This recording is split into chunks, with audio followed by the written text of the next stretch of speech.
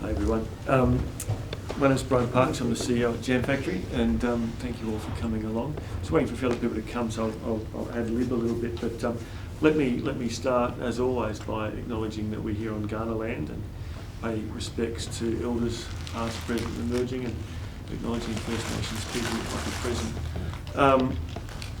Got a special treat. See how long I can do the introduction for. We're free to do 40 minutes, I don't know. Maybe 2 minutes. A special treat today with Takeshi Iue as our Wednesday Talk speaker. And Takeshi was an associate in the JamFactory Furniture program 14 years ago, or something in that ballpark. I've enjoyed deeply watching the progression of Takeshi's practice since then. And I've been delighted that during the course of this year and last, I think, he's been engaged as the external mentor in our furniture studio. And the feedback from associates in the program has been that that's been a fantastic privilege. But I think we'll just kick it off and get started. Thank you for having me today. Hi, my name is Takeshi Iue. I'm a furniture and object maker based in Adelaide. In this talk, I would like to share a bit of my background and some of my works and what is my influences are.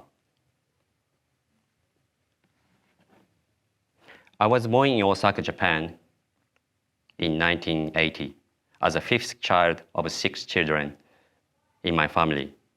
In recent trip to Japan, I found this photo of my grandfather and I when I was 1 year old. Soon after this photo was taken, our family moved to Gifu Prefecture. This is the view from my house. And I lived there till when I was 16. I decided to come to Adelaide in 1997 for my high school education. I wasn't expected to stay in Adelaide for this long, but time flies. I'm in my mid-40s and I'm a father of 3 boys. When I was in Japan, I always loved making and drawing things and seeing things in shops and galleries. In my teenage time, my interests were followed by the trend, such as Nike shoes, Levi's jeans, but especially in architecture. When I finished high school, I went to study graphic design at the University of South Australia. While I was studying at uni, my family friend, Dick Richard, introduced me to South Australian furniture designer, Kai Liu. I immediately liked the idea of being more hands-on in my work making in 3D rather than 2D graphics. After graduating from the uni, I decided to study a furniture design course at the TAFE SA under Ken Fitzner. After I finished, I got into JamFactory Associate Program in Furniture Design Studio in 2006 and 2007 under the direction of Tom Myrams. For several years after completing the program, I rented the studio at JamFactory. In 2009, I joined the team of Kai Liu Design as a designer and a cabinet maker. My own practice has become more refined since working with Kai and his skilled cabinet makers. My greatest professional achievement is that after 15 years in industry, I am still able to practice my passion and create objects that I love, with great support from Kai and by my family. With balanced simplicity as a guiding principle, I create pare-back design that opposes the complexity of their construction. Work from sketch, models, and prototypes, each of my design undergoes an exacting series of interactions, slowly refining angles, shape, and shadow lines. I try to create timeless piece. My influences are from all sorts of things, from everything I see, being the beautiful handcrafted object held in museums collections, or the simple object from my day-to-day life. I believed in the beauty of natural randomness and mathematical proportions found in both natural and man-made environment. Here is some example of my influence and inspirational things. Church of Light, signature work by Tadao Ando. Simplicity in form and strong contrast between light and solid. Brightness and shadow, light and dark. Quiet and emptiness. Water Temple, another design by Tadao Ando in Awaji Island in Japan. I was fortunate to visit this temple often when I was living in Japan. That's my kit. I randomly placed a roll of cardboard in the workshop, which is what I like. A detailed shape of the plastic container, a bottom side of the egg carton, and the headband of the dust mask, and also casually placed of 2 handles of the bucket. And these small cut up section of the cardboard and a roll of white paper. Even a Scotch cardboard that my boys played and left behind. Next, I'd like to share some of my works. Gallery bench. This is one of my early work of a furniture piece designed in 2004 when I was TAFE. My initial intention of the design was to create a simple construction and abstract form of seating using an off-the-shelf standard MDF panel that I could easily use at TAFE. The form of the bench is this simple rectangular bow tie shape with open end and has slightly squashed geometry of a high-gloss black panel that is turned, reflect, and absorb light. And the light reflects all directions. When I was designing this piece, the idea of negative and positive space between inside and outside was one of the key elements. It is an abstract form and experimental work. This is still one of my favorite pieces. Next work is Autumn Stool.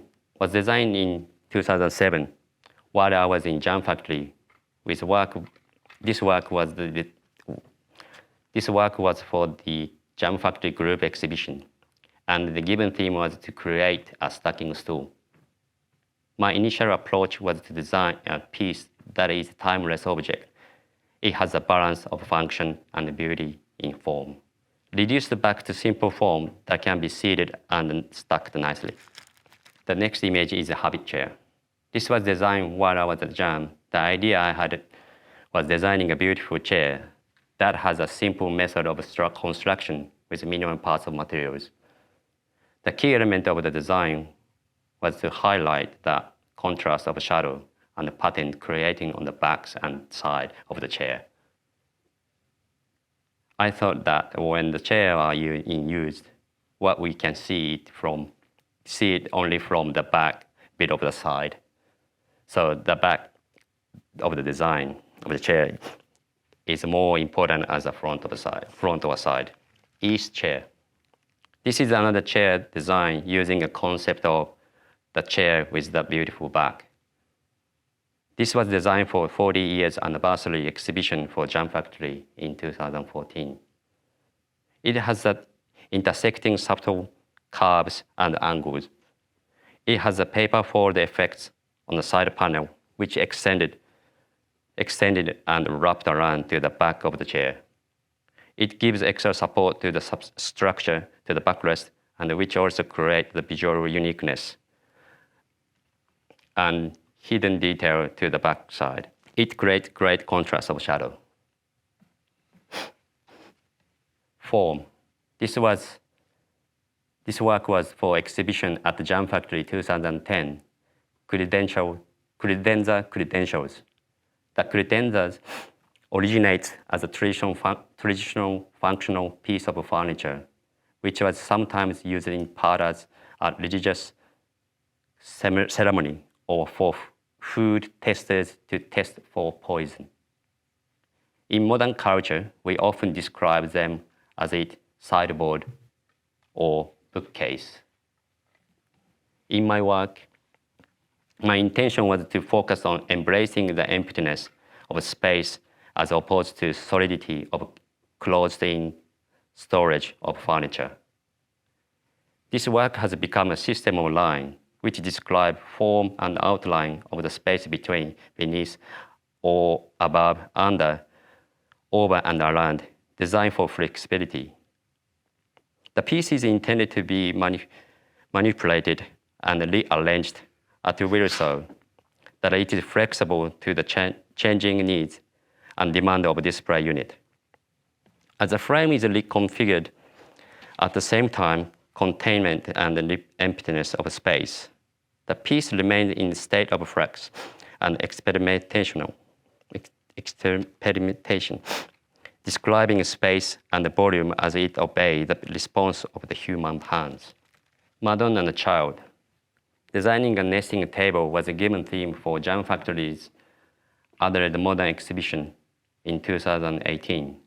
My approach was to design a piece that explored the spiritual and familial notion of nesting, protection, and security, influenced by efficient enclosure of the modern nest of the tables that neatly slide in and out within each other for convenience and flexibility. Madonna and the Child is a subtle sculptural study of form and lightness through connecting two circular elements of English limewood. This work is inspired by the subject of Raphael's painting, Madonna and the Child with Book, and also the painting I saw in Williams College Museum of Art in America 2018. Here are some of the making images. Firstly, I machined 30 to 40 slats of timbers, which are glued and joined to make two of the cylindrical shape.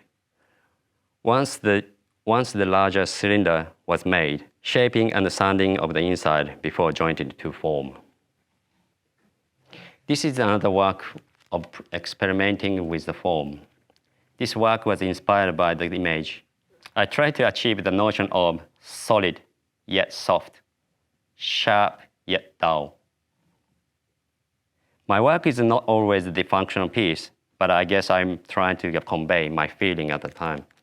The project was to design 12 trophies for Time Out Tokyo for their Love Tokyo Awards in 2016 and 2017.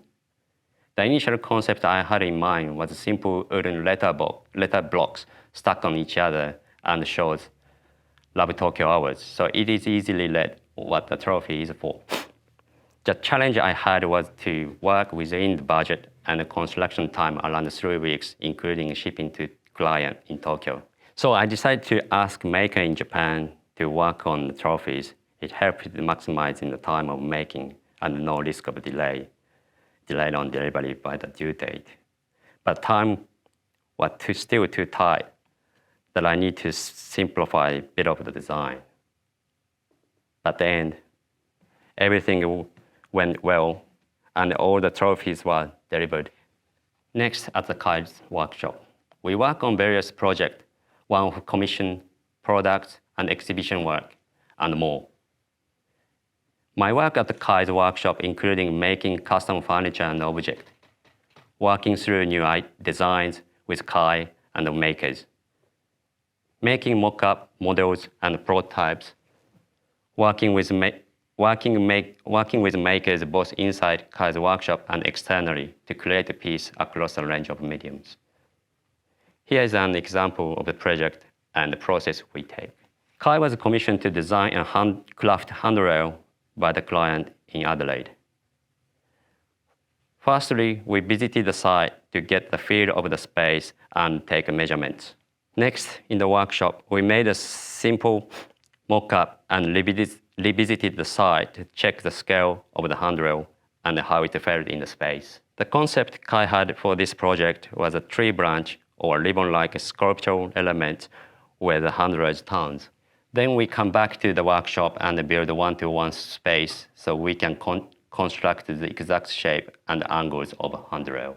More ongoing refinement of the shapes using an appropriate materials for the mock-ups. And then shaping and sanding for the handrails. More sanding. Okay.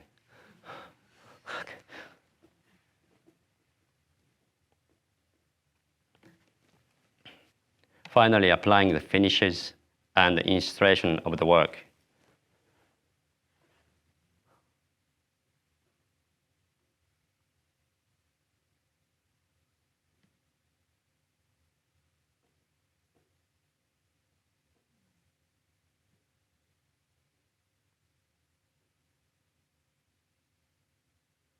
detailed shot of the end of the handrail. This was the first project I was involved in as a part of Kaido design, the refurbishment of the JamFactory shop.